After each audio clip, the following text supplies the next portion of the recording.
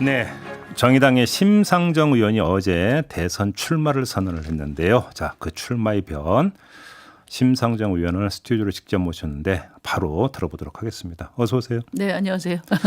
이 질문 많이 받으셨던 걸로 제가 알고 있는데요. 왜 또 심상정이냐? 어떤 답변 주시겠습니까? 네, 전환의 정치를 시작해야 될 지금이야말로 심상정이라고 생각합니다. 저는 이제 지금까지 기존 권력에 의지하지 않고 오로지 시민들이 쥐어주는 그 힘만으로 여기까지 왔습니다. 20년 동안 이렇게 신념을 지켜온 정치인이 꼭 필요할 때가 있습니다. 네. 매 시기마다 시대적인 알람을 울리고 미래를 준비하고 또 당을 넘어서 협력할 수 있는 정치인, 준비된 정치인이 야말로 이제 이 지체된 대한민국 사회를 미래로 안내할 수 있다고 저는 자신 있게 말씀드립니다. 그럼 질문을 한번 이렇게 바꿔볼게요. 그 의원님의 대선 출마가 네. 정의당에 어떤 의미가 있고 어떤 가치가 있는 걸까요? 정의당의 관점에서 본다면. 네, 정의당은 이제 전망을 열어야 하죠. 네. 내년 대선에서 양당 정치를 종식하고 미래로 나가는 정치 전망을 열어야 정의당의 존재 이유 네. 또 전망이 또렷해진다고 생각하고요. 또 하나는 이제 노회찬 심상정 이후에 리더십을 명실상부한 리더십을 세워야 한다고 봅니다. 그 두 가지 숙제가 이제 이번 제가 대선 출마하는 제 어깨에 달려 있다 이렇게 생각합니다. 바로 조금 전에 이제 그 의원님께서 전환의 정치, 시민의 시대 이제 이게 이제 대표 슬로건 아닙니까? 네네. 근데 그럼 한번 좀 나눠서 일단 전환의 정치를 말씀하셨는데 어떤 정당의 교체보다는 정치의 교체가 중요하다 이런 말씀이신 것 같은데 근데 조금 전에 하셨던 말씀과 연결이 되는 건데 정치 전반을 이야기하기 전에 정의당으로만 국한을 하더라도 의원님의 또 네 번째 출마, 대신 외람되지만 결국은 정의당이 정체되어 있고 대안부재의 정당이라는 자기 고백 아니냐 이렇게도 해석될 수 있는 거 아니겠습니까? 어떤 말씀 주시겠습니까? 정의당이 정체되어 있다는 것을 제가 부정하지는 않는데요. 정치는 국민들이 원하는 정치의 전망을 열므로써 네. 또 정당의 미래도 열리는 거라고 저는 생각하고요. 예. 단지 정치 전환으로 한정된 전환을 말씀드리는 건 아니고요. 제가 그걸 조금 좀 설명을 드리려고 하는데 네. 이제 얼마 전에 이제 유엔에서 우리 대한민국을 유엔 사상 처음으로 선진국으로 지위 변경을 했지 않습니까? 그렇지만 지금 우리 국민들은 내 삶도 선진국이냐 이렇게 묻고 있습니다. 그렇죠. 예. 민주화 이후에도 87년 이후에도 우리 국민들은 산업화 세력, 민주화 세력에게 번갈아 권력을 줬거든요. 그런데 이분들이 한 것은 이제 시장 권력을 뒷바라지하는 데는 여념이 없었지만은 네. 시민들의 삶은 챙기지 않았어요. 이제는 이 불평등의 정치와 단절해야 된다고 생각하고요. 70년 동안 우리 국민들 모두가 피땀으로 일군 성과를 소수의 특혜, 소수의 행운으로 고착화시키고 청년들의 미래를 뺏은 정치 세력에 대해서 이제 시민들께서 단호히 책임을 물어야 된다고 생각해요. 그리고 이제 또 하나는 이제 기후위기가 있지 않습니까? 예. 이거는 뭐 단편적인 몇 개 정책 갖고 되는 게 아니라 200년 화석 연료 체제의 문명을 사실 바꾸는 거란 말이죠. 네, 그렇죠. 대통령 한 사람, 뭐 한 당, 또 한 권력 가지고는 해결할 수 없습니다. 그래서 이제는 정치도 이제 전환이 돼야 돼요. 이제는 의회 중심주의로 나가야 되고 다당제하에 책임 연정으로 전환이 돼야 된다고 생각합니다. 알겠습니다. 그런 어떤 전환의 정치 또 다당제 시대를 열고 또 책임 연정을 이끌 수 있는 준비된 리더십이죠. 심상정이라고 생각합니다. 대표 슬로건 이제 시민의 시대 관련해서 좀 질문드리고 싶은 게 이전 대선 때 출마했을 때 슬로건이 노동이 존중받는 사회 그거 아니었습니까? 네. 자, 노동이 존중받는 사회에서 시민의 시대라고 하는 슬로건의 변경을 어떻게 이해를 해야 되는 걸까요? 제가 질문을 드리는 취지는 오히려 어떤 그 진보 정당으로서의 정의당의 색깔을 더 옅게 만드는 더 펑퍼짐한 이야기 아닌가라는 평가가 또 나올 수 있을 것 같은데 어떻게 받아들이십니까? 그게 이제 좀 그 이념에 갇힌 해석이신 것 같습니다. 왜냐하면은 그런가요? 요즘에 이제 노동자라는 말도 이제 플랫폼 산업 같은 데는 요즘에 노동자 떨궈내기라는 말을 많이 씁니다. 노동자 떨궈내기? 그러니까 당연히 고용된 노동을 하고 있는데도 불구하고 자영업자처럼 포장해서 그렇죠. 기업의 이제 책무를 이제 회피한단 말이에요. 그래서 제가 바꾸려고 하는 노동법도 고용 관계를 기준으로 하는 게 아니라 일을 해서 소득을 버는 모든 일하는 시민들에게 동등하게 권리를 부여하는 노동법을 만들려고 하는 겁니다. 그렇죠. 예. 이제 시민은 어떤 특권층이 아니라 일하는 모든 시민 이분들이 노동자다. 이렇게 개념을 확장하고 또 이 시민들이 이 시민들의 삶의 질을 높이는 정치. 네. 예, 그것은 이제 그동안에 뭐 양당에 맡겨봤지만 안 됐지 않습니까? 이제 그렇게 된 이유 중에 하나가 시민 사회가 너무 약하고 시민의 기본권이 매우 약하기 때문이라고 보는 거거든요. 네. 그래서 특히 기후 위기는 초당적 협력이라는 말로도 부족합니다. 시민들의 적극적인 참여가 필요하고 그런 점에서 이제 제가 대통령이 되면 시민들의 기본권을 대폭 확장하고 또 모든 분야에서 또 동네까지 자치분권을 확대해서 시장과 국가를 견제하고 균형을 이룰 수 있는 강한 소사이어티를 만들겠다. 그게 시민의 시대의 포부입니다. 그 이전에 한 인터뷰를 보니까 의원님께서 지금은 슈퍼 대통령이 필요한 시대가 아니다 이런 취지의 말씀하셨더라고요. 슈퍼 대통령이라는 게 어떤 뜻으로 하신 말씀이세요? 그러니까 지금 뭐 여야 후보들께서 좋은 정책 가지고 나오셔서 말씀하시는 게 내가 슈퍼 대통령 돼서 다 할게 이거지 않습니까? 그러니까 내가 대통령이 되면 다 할 수 있다 이런 거. 그거 믿으십니까? 그거 거짓말입니다. 네.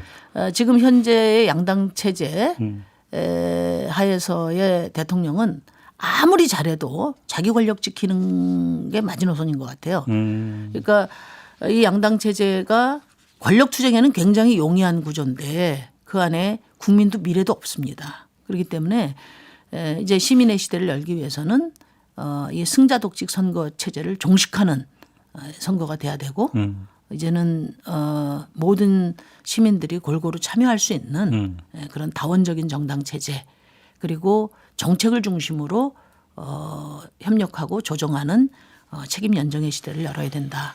그걸 위해서 지난 그 문재인 정부 전반기에 선거제도 개혁을 그렇게 길을 쓰고 추진했던 거죠. 그러니까 이제 리더형 대통령보다는 조정자형 대통령을 요구하는 시대 이렇게 이해를 하면 되는 걸까요? 의원님의 말씀은? 아니 뭐 대통령은 확고한 비전과 원칙을 갖고 있어야 되는데요. 네. 중요한 것은 이 양당의 구조 안에서 갇힌 정치는 결국은 양당의 당리당략에 좌우될 수밖에 없기 때문에 네. 시민의 압력이 정치 중심으로 들어오는 그런 이제 정치 체제를 만들어야 된다는 겁니다. 그래서 대통령 중심제는 이제 의회 중심제로 단계적으로 전환하고 양당 체제는 다당제로 전환해서 연합 정치를 이루어야 된다고 생각하고요. 지난번 대선 때 의회 중심제를 공약으로 낸 유일한 후보였습니다. 제가. 이제는 이제 더 미룰 수 없는 단계가 됐다. 네. 제가 대통령이 되면 이제 의회 중심제로 가는 첫 단계 준 대통령제로 전환하겠다. 그런 말씀드립니다.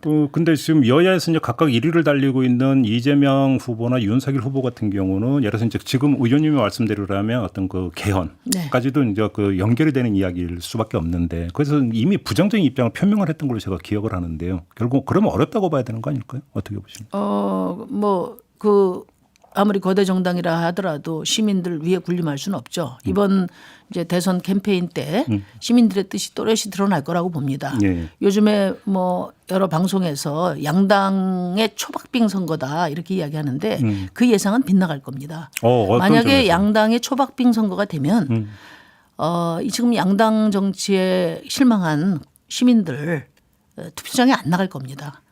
그거는 대거 투표 포기로 갈 거다. 그렇죠. 네, 그렇기 네. 때문에 뭐 보수냐 진보냐 중도냐를 떠나서 지금 양당 정치에 신물나하는 국민들이 너무 많습니다. 저는 이렇게 이제는 더 이상 이 양당 정치 갖고 안 된다고 생각하시는 시민들 그리고 또 이제는 미래로 나가야 된다고 생각하시는 시민들을 광범하게 묶어 세우는 그런 선거를 치를 생각입니다. 그 말씀하시니까 이제 갑자기 급 궁금해지는 게 하나 있는데요. 지난 대선에서 의원님의 대선 득표율이 6% 조금 넘었던 거 그렇게 제가 네. 기억을 하고 있는데 이번 대선은 몇 %를 기록할 거라고 그렇게 확신하십니까? 제가 느끼기에는 네. 이제는 무슨 이제 뭐 보수 진보 중도 이런 구분법은 시민의 의사를 제대로 반영한 구분법이 아니다 이렇게 봅니다. 왜냐하면 보수의 보수가 없고 진보의 진보가 없고 내로남불 정치 아니냐 이렇게 생각하시잖아요. 아 이제 가치 자체가 무너져 버렸다. 예, 이제는 그동안의 불평등 정치, 이 과거의 정치를 단절하고 미래로 나가자. 네. 과거와 미래의 대결이라고 저는 생각하고 대다수의 시민들이 저는 제 생각에 동의할 거라고 봅니다. 다만 네. 미래의 세력으로서 심상정과 정의당이 어떻게 가능성을 보여주느냐. 그것이 이번 대선의 저희의 전략의 핵심이라고 보고요. 예. 양당 정치를 종식하려면 제가 대통령이 돼야 되지 않겠습니까? 저는 시민들께서 최소한 3분지계를 만들어 주시고 34%로 저 대통령 만들어 주시면 책임 연정을 구성해서 전환의 정치를 제가 힘있게 밀고 가겠다는 약속을 드립니다. 알겠습니다. 조금 전에 이제 정의당 여쭤봤을까 조금만 돌아가서 다시 한번 여쭤볼게. 그러면 예를 들어서 최근에 이제 정치권이 화두로 삼고 있고 이제 가장 이제 관심을 많이 기울이는 청년 세대. 네. 어떤 그 대한민국 사회의 어떤 불평등 구조의 한가운데 놓여 있는 세대가 또한 청년 세대라고 다들 이야기를 하고 그다음에 그게 옳건 그르건 이제 공정화두의 어떤 담지자로 청년 세대를 이야기를 하고 이렇게 놓고 보면 단순하게 생각을 하면 그 어느 정당보다도 대한민국 불평등에 대해서 개선 목소리를 했던 진보 정당의 청년 세대가 눈을 돌려야 될 것 같은데. 근데 여론조사 추이로 보면 그렇지가 않거든요. 네. 자, 그러면 이거는 정의당은 어떻게 받아들여야 되는 걸까요? 이 그러니까 현상은. 지금까지 청년 정치를 위해서 가장 선도적으로 애써온 정당이 정의당이라고 생각해요. 예. 청년 정의당도 저희 당이 가장 탄탄하게 지금 하고 있고요. 네. 그 의석 한 자리 내놓기 싫어하는 기존 정당에 비해서 저희 6석밖에 안 되지만은 청년 비례 할당을 선도적으로 도입해서 지금 우리 청년 정치인들이 열심히 아주 잘 하고 있습니다. 네. 제가 이것 때문에 당내에서 많은 또 섭섭한 얘기도 들었지만은 이제 시대적으로 꼭 필요한 일이라고 생각해서 한 예. 것이고요. 예. 또 청년 기초자산제 장병 그러니까 병사 월급 인상 이거 다 정의당이 주도한 것입니다. 그 청년들의 그 표심은 미래를 여는 것입를 지금 양당의 어떤 후보가 자신들이 해온 지금 불평등의 정치에 대해서 제대로 성찰하는 사람이 있습니까? 미래의 얘기를 이야기하는 사람이 어디 있어요 지금? 저는 저와 정의당밖에 없다고 봅니다. 네. 평상시에는 사실 저희 마이크가 작기 때문에 전달력이 약하지만 대선이라는 공간 속에서 충분히 우리 청년들과 만날 수 있다고 저는 확신합니다. 지난번 대선 때도 청년 지지가 매우 높았습니다. 얼마 전에 담병호 이제 전 의원 만나신 적 있으시죠? 네. 이때 이제 담병호 의원께서 노동 문제 제기에 좀 약했던 거 아니냐는 취지의 말씀하신 것 같은데 그건 어떻게 받아들이셨어요? 그러니까 그거는 이제 노동이 당당한 나라를 만드는 게 정의당의 존재 이유거든요. 예. 근데 이제 전반기에 그러니까 지난 문재인 정부 초반기에 주로 제도 개선 공조에 주력하면서 이제 민생 현안이 저희 정의당뿐만 아니라 대한민국 정치 자체가 민생 현안이 뒷전으로 밀렸었습니다. 이제 그에 대한 지적이라고 보고요. 이제 노동이 당당한 나라를 만들기 위해서 이제 아주 중요한 공약들을 저희가 준비를 하고 있습니다. 첫째는 신노동법을 이제 제시할 거고요. 네. 이제 두 번째는 뭐 노동시장 이중 구조에 대해서 대선 후보들이 말씀하시는데 지금은 이중 구조도 옛 얘기입니다. 다중 구조입니다. 아 그렇죠. 예. 예, 예. 노동자들 중에는 상위 10% 소득에 들어가신 분도 계시고 최극빈 생활하시는 맞아요. 분들도 많습니다. 맞아요. 그래서 과거에 이제 저희가 노동운동할 때는 계급 대립으로만 봤던 시절이 있었고요. 그렇죠. 또 비정규직이 이제 양산되면서 이중구조 문제가 중요한 어떤 의제로 등장을 했는데 지금은 이제 다중구조가 됐고 이 다중구조는 또 기업의 이제 다중구조하고 연계가 됩니다. 그래서 노사관계 또 기업의 어떤 하청 계열화 시스템을 개선하는 문제, 노동 내부의 다중구조의 어떤 연대 방안 예. 이런 것들을 종합적으로 중충적인 사회적 합의를 도모할 생각이고 그거는 제가 꼭 해야 될 일이고 제가 제일 잘할 수 있는 일이라고 봅니다. 제가 이름은 정확히 기억하는데 정의당의 한 인사가 이런 말씀을 하셨던 걸 제가 기억을 하는데요. 정의당이 이야기해야 될 그 정치적 화두를 이재명 지사한테 뺏겨버렸다. 이런 말을 정의당 인사가 한 적이 있었는데 이거는 동의를 못 하십니까? 그 말은 뭐 다 할 수 있죠. 뭐. 문재인 정부 공약이 뭐 정의당하고 얼마나 달랐습니까? 그건 말뿐이다. 아니 이미 뭐 요즘에 김 빠진 사이다라는 이제 평가도 받고 계시고 네. 저도 정말 걱정이 되고 실망이 됩니다. 예를 들면 이재용 씨 가석방에 대해서도 거드시고 그다음에 최근에 부자 감세를 추진하고 있는 민주당에서 한마디도 안 하시고 또 최근에 뭐 언론중재법에 대해서 다들 이게 민주주의 기본법인데 이렇게 가면 되냐 해도 딴 말씀만 하시고 이미 뭐 대통령 되시기도 전에 네. 지금 그 뒷걸음치시는 거 아닌가 그렇게 생각합니다. 아 그렇게 네, 보시는 예. 거고요. 그 말씀하시니까 현안 진짜를 자주색과 붉은색을 구별해 주실 거라고 봅니다. 저는. 네. 그러면 자주색은 이재명 지사고 붉은색은 의원님이시고 이렇게 되는 거예요. 아니 모든 정치에 진짜 신념을 담아서 영혼을 담은 공약이 있고 그렇죠. 또 전문가들 불러다가 페이퍼 하나 써서 내놓는 공약이 있지 않습니까? 그걸 이제 구별할 이제 힘이 우리 시민들께 있다고 저는 생각합니다. 그 말씀하시니까 윤석열 후보가 어제 부동산 공약 내놨잖아요. 그건 그러면 전자입니까 후자입니까?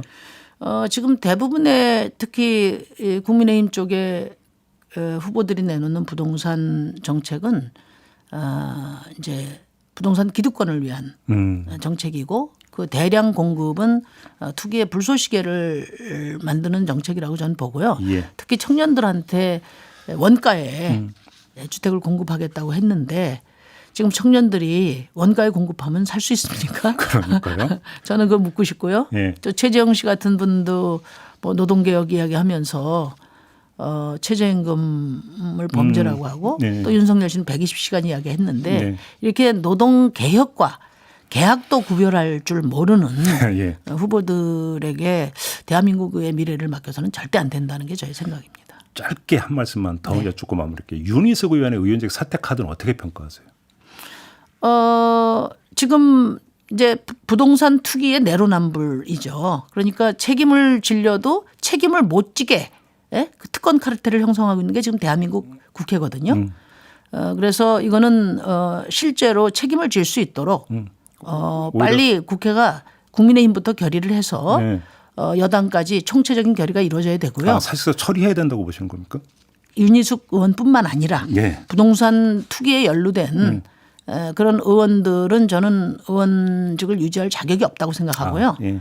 그다음에 이제 윤희숙 의원 개인에 대해서는 선굴군 정치를 하는 정치인 줄 아는데 이제 특혜의 냄새가 나는 데 대해서 시민들이 이제 많은 실망을 하고 있어요. 근데 중요한 것은 뭐 의원직 사퇴 여부보다 이제 이번 부동산 투기 이 실체 여부가 중요하다고 생각하고요. 예. 저는 진즉에 국회 윤리특위를 외부 인사로 구성되는 윤리특위를 구성해서 알겠습니다. 이제 국회의원 배지 달고는 절대 투기가 불가능하다는 것을 국회 스스로 의결하는 그런 계기가 이번에 됐으면 좋겠습니다. 알겠습니다. 이렇게 마무리하죠. 고맙습니다. 네, 감사합니다. 정의당의 심상정 의원이었습니다.